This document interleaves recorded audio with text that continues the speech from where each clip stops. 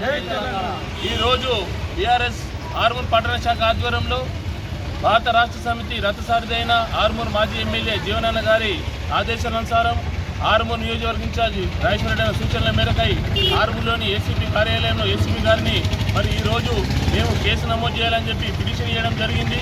ఏదైతే తెలంగాణ రాష్ట్ర తొలి ముఖ్యమంత్రి కేంద్ర సహాయక మంత్రిగా ఇంతకుముందు గతంలో చేసినారో మరి వారిపై ఏదైతే కేంద్ర సహాయక మంత్రి హోంశాఖ మంత్రి అయిన బండి సంజయ్ గారు మరి కేసీఆర్పై అనుచిత వ్యాఖ్యలు చేయడం సిగ్గుచేటు.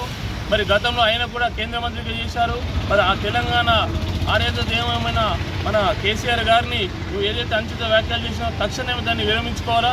లేని ఎడల మరి తెలంగాణ రాష్ట్రంలో ప్రజలు నేను ఎక్కడికక్కడ తిరగబడతారని చెప్పి బీఆర్ఎస్ తరఫున మేము హెచ్చరిస్తున్నాం. జై తెలంగాణ.